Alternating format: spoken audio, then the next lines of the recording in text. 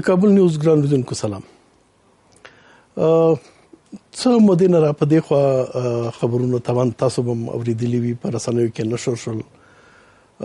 طالبانو په منځ کې د مختلفو ډلو پیدا کېدل، بالاخره انشابونه رامنځته شول، خو یوه مرموزه ډله چې تر اوسه پورې هېڅ نه دي معلوم، نن به په دې اړه وغږېږو نورستان والي صاحب سره. د داسې یو ډلې په نورستان کې او بیا په کونړ او په نورستان په ټول دغه منطقه کې چې مخونه به یې پټو، تورې جامې به یې اغوستلې، تور همدغسې یو دسمال به یې د مخ نه تاو، او د دوی وظیفه دا وه چې یو شمېر طالبان پخوانۍ ډلې چې وژلې. کوم طالبان چې د دوی هدف هم هغه طالبان وو چې لږ نسبتا نرمه رویه درلودله. دغه څوک نه به دغه دا یوازې نورستان کې نو په نورو سیمو کې هم دا کارونه شوي دي. د ده په خوا کې نورستان د یو ډېر زیات مهم ولایت په توګه د نورستان ولایت امنیت په حقیقت کې د ټول افغانستان امنیت دی. د نورستان بې امنیته کېدل د افغانستان بې امنیته کېدل دي. نورستان د لارې نه کېدای شي چې بې امنیتي شمال ته او منځنۍ اسیا ته او چین ته ورسیږي، او کوشش هم دغه کېږي چې دا بې امنیتۍ له دې لارې نه ورسول شي. 2009 کال نه را په دې خوا نورستان بې امنه کېدلو کوشش شروع دی، او اوس هغه ولایت چې یو وخت کې هېڅ طالب پکې نه لیدل کېده، اوس د داخلي او خارجي طالبانو په یو مرکز باندې اوښتی دی. ولې مخنیوی څنګه کېږي د ورته نور سوالونه او د نورستان په وضعیت باندې نن موږ سره په استودیو کې دی حافظ صاحب عبدالقیوم. حافظ صاحب د نورستان والي دی او لږ وخت کېږي چې ولایت ته تللی دی او وظیفه یې اشغال کړې ده. نو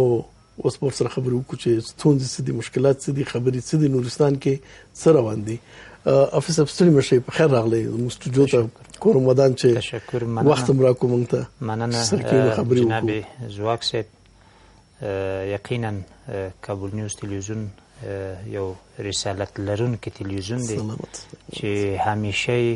د افغانستان په کوم ځای کې چې جدي ستونزې دي او جدي ننګونې دي هغه یې راخیستې دي، او افغانان، چارواکي او نور هغه خلک چې هغوی پورې کارونه مربوط دي هغه یې متوجه کړي دي. مننه کوم د تاسې نه او د کابل نیوز ټولو اورېدونکو ته او لیدونکو ته خپل سلامونه او نیکې. دغه مخپټي طالبان، تور دریشیو، تور دسمالونو والا چې مخ به هم پټو، دا څوک دي، څه قصې دي، دا څه جریان دی؟ تاسو دا تقریبا د انتخاباتو په 4 یا 5 ورځ باندې، یعنی د حمل د شلم نه را په دې خوا یوه مرموزه ډله د نورستان په کامدېش ولسوالۍ کې فعالیت پیل کړ، او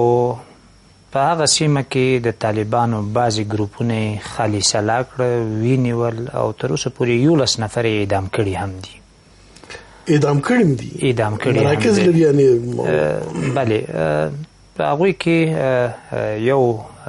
قماندان ستار په نوم باندې د طالبانو یو سرګروپ و، هغه یې د 6 ملګرو سره یو ځای دستګیر کړي و،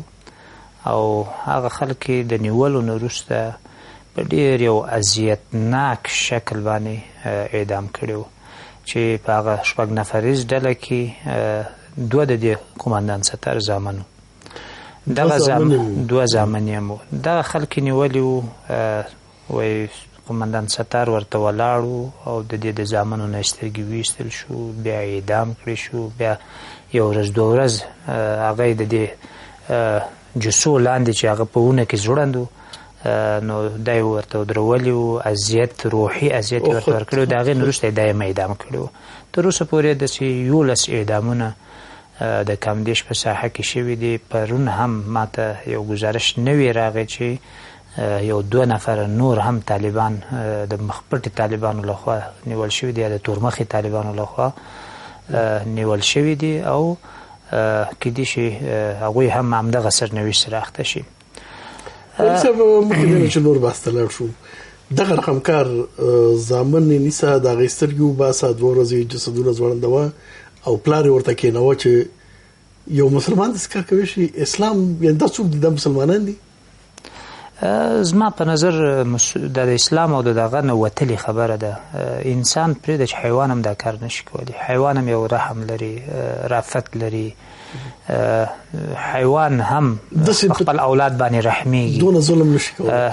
یعنی عقل خو پرې ده، څوک چې شعور لري، شعور والا خلک هم دا کار نه کوي. متاسفانه بدبختانه په افغانستان کې دغه لړۍ روانه ده او د الله تعالی نه دعا ګویو چې نور زموږ دعاګانې قبول کړي، زموږ توبه قبول کړي او افغانانو په حال ورحمیږي او نور افغانان د دې متحمل نه دي. افغانستان ډیر بد شرایط ولیدل. خو ما ته څوک دي دا خلک؟ څوک دي دا خلک؟ تقریبا حدود یو میاشت یا د هغې نه لږ څه کم وخت وشو چې دا خلک را پیدا شوي دي او د دې په مورد کې داسې دقیق جزئیات نشته دی، ځکه دا خلک نه خو مخ ښکاره کوي او نه خبرې کوي، ټول په اشارو باندې خبرې کوي. دغه اشارې څو عوامل لرلی شي. کېدای شي دا خلک د هغه منطقي خلک اوسي چې نه غواړي د هغوی غږ څوک واوري او ویې پېژني چې بیا آینده ورته کوم مشکل پیدا نه شي. خو دغه ډېر ضعیف دی. دا ضعیف احتمال دی. دا ضعیف احتمال دی او دا هم کېدای شي چې دغه خلک اصلا د افغانستان د ژبو نه په کوم مروج ژبه نه پوهېږي او ځکه نو نه غواړي چې د هغوی غږ په اردو باندې یا په بله ژبه باندې څوک واوري، نو ځکه هغوی خبرې نه کوي او په اشارو باندې خبرې کوي. او داسې دغه هم شته دی چې په دې کې حتی د هغه منطقو خلک هم نه چې د افغانستان سره ډېر نږدې جوارو لري، د هغه مملکت کې دي چې د پنجاب او د نورو علاقو خلک اوسي. دا احتمالات دي او دغه احتمالات یو هم ردولی نشو. ولی یو شی چې واضح ده هغه دا دی چې ډېر بېرحمه خلک دي او ډېر ورزیده خلک دي، ډېر ټریننګ شوي خلک دي او ډېر په مهارت باندې خپل کارونه ترسره کوي. او دا چې ولې را پیدا شو، د دې انګیزه زه چې څومره برداشت کوم دا دی چې د بعضې کړیو له خوا نه د انتخاباتو د سبوتاژ دپاره ډېر زیاتې پیسې نورستان ته راغلې وې، حتی عادي سرګروپانو ته 10 لکه کلدارې او شاوخوا داسې پیسې راغلې وې. نو دغه خلکو په نورستان کې ونه شو کړی چې د انتخاباتو مخنیوی وکړي. خوشبختانه په نورستان کې د انتخاباتو په ورځ په ټول نورستان کې یو ډز نه دی شوی. نو دا د دې ستره ناکامي وه. زه فکر کوم چې یا خو هغه کړی دی چې دوی تمیلوي او وایي چې دومره امکانات درته درکوو، تاسې دا کار نه کوئ، انتقام ترې نه اخلي، او یا داسې دی چې دغه 11 کاله د اسلام په نوم باندې هلته خلک وروزل چې هلته جهاد دی، دغه دی. اوس هغه انګیزه نور ضعیفه ده. هغه د چا په مقابل کې چې هغوی جنګېدل خلک هلته نشته دي. نو اوس هغوی ته د جنګ دپاره کومه انګیزه نه ده پاتې او هغه طرف نه فشار ور باندې دی چې تاسې جنګ وکړئ او د دوی نور زړه نه مني چې د چا په خلاف جنګ وکړو. نو دا هم کېدای شي د دې سبب وي چې دغه نسل چې تقریبا 10 کاله 12 کاله په دې استخباراتي لوبه پوه شو چې څوک استعمالوي،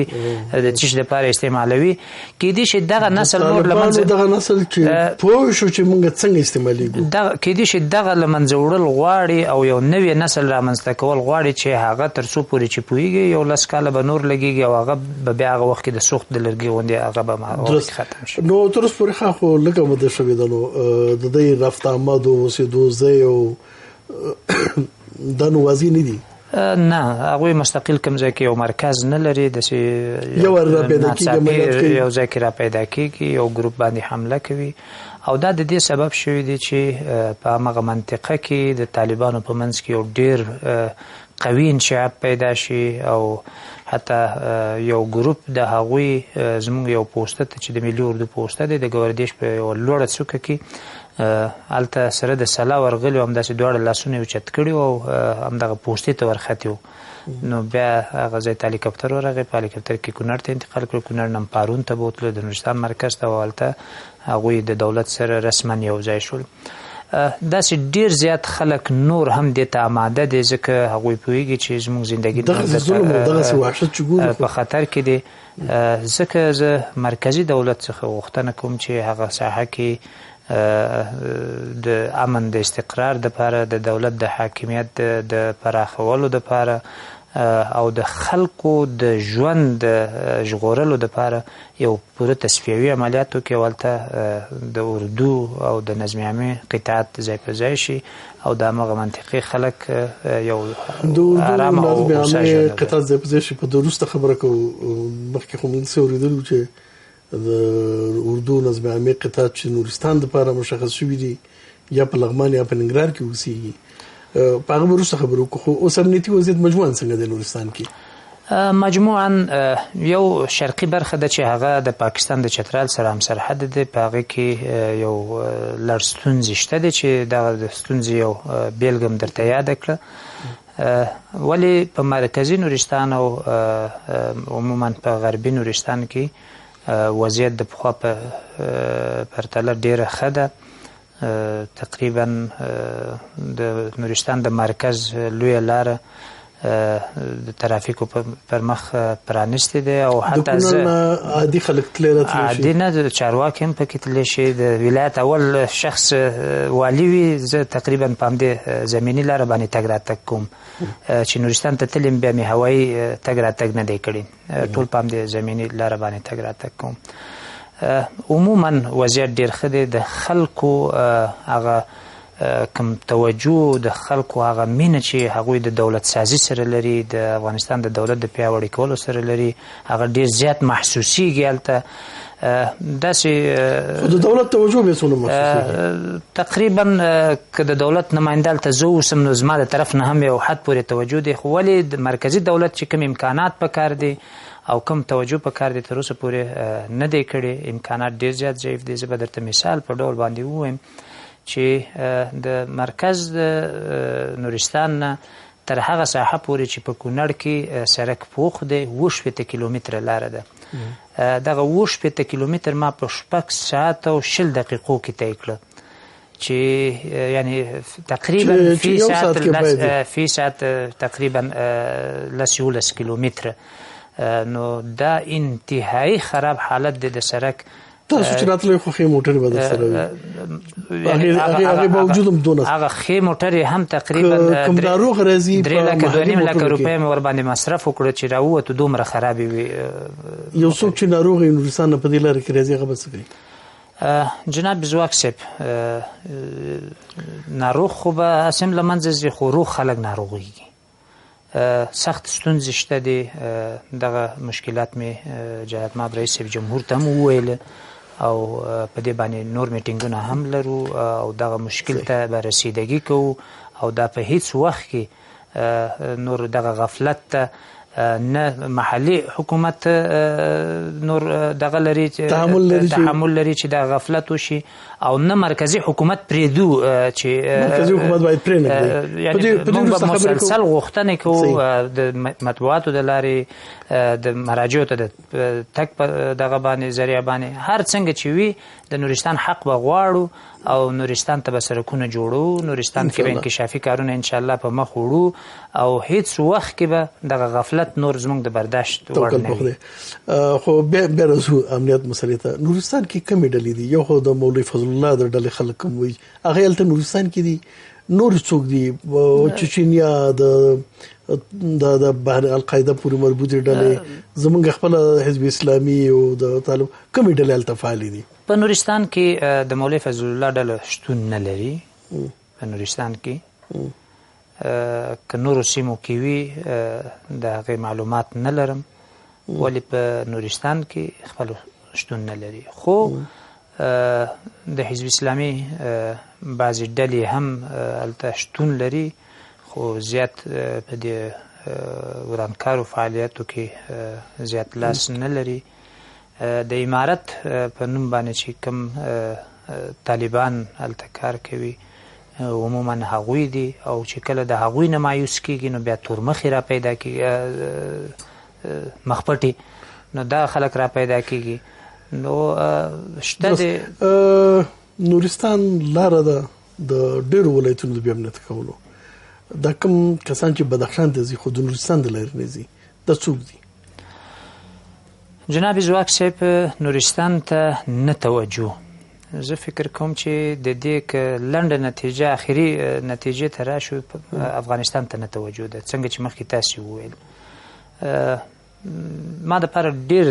زیات خواشینونکې خبره ده چې د پاکستان د چترال سیمه چې د نورستان سره لګېدلې سیمه ده کم ځای پورې چې د پاکستان سرحد راغلی تر هغه ځای پورې پوخ سړک دی هغه ځای پورې ولو که خلک ورته ضرورت نه لري د برق پایې شته د ډیورن تر کرښې پورې دغه پوخ سړک هم شته او برق هم شته بالکل چې کم ځای پورې د پاکستان واکمني ده هغه ځای پورې هم سړک شته همدغه دې خواته هغه سرحدي ولسوالۍ خو پرېږده موږ مرکز ته پوخ سړک نه لرو په مرکز کې برق نه لرو په مرکز د ولایت زموږ 1 متر پوخ سړک نه لري متاسفانه په دې 12 کلو کې یا مرکزي حکومت ورته توجه نه دی کړی یا محلي چارواکو غفلت کړی هر څنګه چې نورستان ته ډېر زیات یا که ووایو چې مجرمانه غفلت شوی دی نو سړک نشته د نور آباد امنیتي ځواکونه هلته څونه دي د نورستان امنیتي ځواکونه هلته صرف پولیس دي صرف پولیس دي نورستان کې ملي اردو کسان زمونږ نشته 3 ټولۍ چې هغه مونږ ورته ټولۍ وایو ځکه چې نور وړوکي دینه نوم نشو استعمالولی یو 50 نفر په کامدیش کې دي یو 80 نفر په برګمټال کې دي یو 200 نفر په نورګرام کې دي د هغې نه اخواته نور مونږ د اردو قطاعت هلته نه لرو د نظم عامې قطاعت هلته نه لرو چې هغه مجهز خلک دي پولیس دي مونږ سره او داسې پولیس دي چې بعضې وخت کې د ضرورت په بنا باندې حتی هغه د سوقولو صحیح مراحل هم نه طی کړي ځکه د جنگ حالت دی هلته ډېر زیات اداري کارونه کېږي تنخواګانې هم غلا کېدي ډېر سخت ستونزې وي او تقریبا اوس هم ماته شکایتونه راځي یو څوک راشي چې زما د 2 میاشتو معاش نه دی راکړی شوی یو څوک چې کله رسیدګي وکړي شي د 2 کال 3 کال مخکې نه شکایتونه مو سره راځي نو مشکلات شته دي او هغه پولیس هم نه کافي وسله لري نه کافي تعلیم کافي نه بالکل غیر کافي تعلیم هم نه دی لیدلی هغه عسکري تعلیم د نظم او ډیسپلین کوم تعلیم چې دی هغه چې ورته پکار دی هغه هم نه دی لیدلی زما غوښتنه د مرکزي حکومت نه دا ده چې د اردو قطاعت نورستان ته راولېږي او د نظم عامې قطاعت راولېږي چې حد اقل مونږ د نظم عامې پښتون کې یو څه استفاده د هغوی نه وکړو او هغه خلک چې تعلیم یې نه دی لیدلی هغوی تعلیم ته راوباسو او تعلیم وکړي او حد اقل د پولیسي په ابجد باندې پوه شي د توجه ول نه ده شوې نورستان ډېر نور ولایتونه ځان سره بیا نه کوي شي بیا نه کړي دي لګیا دي عملاً نورستان کې باید د ملي اردو قوي حضور و د پولیسو قوي حضور ولته قوتونه تاسو دلته خو رئیس جمهور سره خبرې وکړې ملي امنیت شورا د غلو سره طبعا ببلیدلې وي حکومت څه ځواب ورکوي چې توجه ول نه ده شوې نن مې په ډېر شد و مد دغه مسایل جلالدمآب رئیس جمهور ته وړاندې کړه او ورته مې وویل چې موږ یو کنډک د نظم عامې خامخا ضرور غواړو د نورستان دپاره په دې کې خپل جناب وزیر صاحب داخله وعده وکړه چې حد اعظمي کوشش کوي خو زه فکر کوم چې کوشش نه عملا اجراعات پکار دی په دې کې چې باید مونږ ته هغوی د نظم عامې قطاعت نورستان ته راولېږي هم د اردو ګوره یو وخت د 4 کاله چې مونږ په سنا کې تیر کړه زمونږ زیات توجه په همدې باندې چې هلته اردو قطاعت دې لاړ شي مونږ ته به وزارت دفاع همدغه بهانه کول چې یو 4مه لیوا په مشرقي قل اردو کې جوړیږي چې دغه لیوا جوړ شو نو دا به نورستان ته ولېږو 4مه لیوا هم تقریبا دا یو کال کېږي چې جوړه شوې خو هغه لیوا هم ورکه شوه چې چېرته لاړه نو موږ اوس داسې ویل کېدل چې اوس قطاعت په لغمان کې که چېرته پراته دي که ننګرهار کې د نورستان په نامه باندې دا خبر رښتیا ده چې هغه به وزارت دفاع ته معلومي خو زمونږ غوښتنه جدي غوښتنه وطن دوستانه غوښتنه په وطن باندې د درد غوښتنه همدا ده چې باید د اردو قطاعت او د نظم عامې قطاعت نورستان ته راشي او هغه پولیس چې تقریبا بعضی حتی یو کال کور ته نشي تللی او حتی هغه خپل معاشات اخیستو دپاره نشي راتلی چې هغوی ته سنګرونو ته رسیږي یا کورونو ته معاشات رسیږي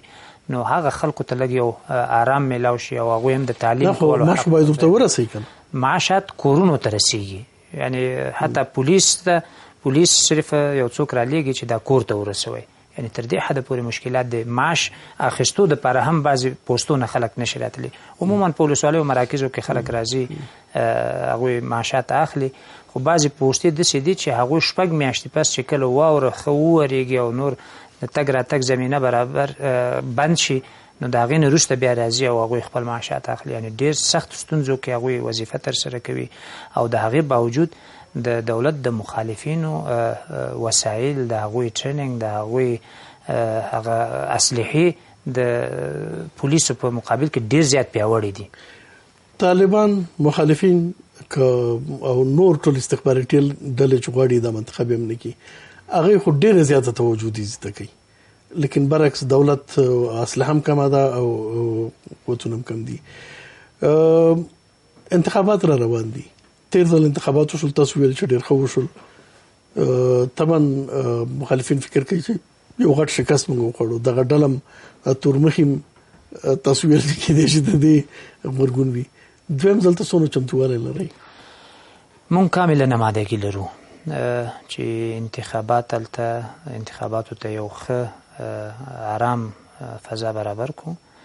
ولی دې ته هم متوجه چې دشمن هم تیر تجربه ته په کتنې باندې غواړي به چې د انتخاباتو صحنې ګډوډې کړي مونږ هم ورته آمادګي لرو هغوی به هم ورته آمادګي لري او مونږ خپل مسؤلیت ادا کوو زه کاملا په خپل امنیتي ځواکونو باندې چې هلته شته دي ولو که هغوی تعلیم نه دی لیدلی ولو که هغوی هغه وسایل او تجهیز هغه چې په کار دی هغسې نشته خو زه متیقن یم چې هغوی د وطن دوستي په روحیه باندې سمبال دی زموږ د امنیت ملي بیدار پرسونل د قمانداني پرسونل او خپل د نورستان خلک د نورستان د خلکو د همکارۍ نه پرته دا ناشونې و چې په ټول نورستان کې د انتخاباتو په ورځ باندې یو فایرو نشي نو زه اوس هم خلکو ته ډاډ ورکوم چې انشاءالله دویم راوند به د دې نه هم ښه وي او موږ به لا هغه د انتخاباتو د پولینګ مراکز یا د انتخاباتو د ووټ اچونې هغه مراکز به لا نور هم پراخ کړو انشاءالله یوه لنډه دمه لرو د بین وروسته بحث ته ادامه ورکوو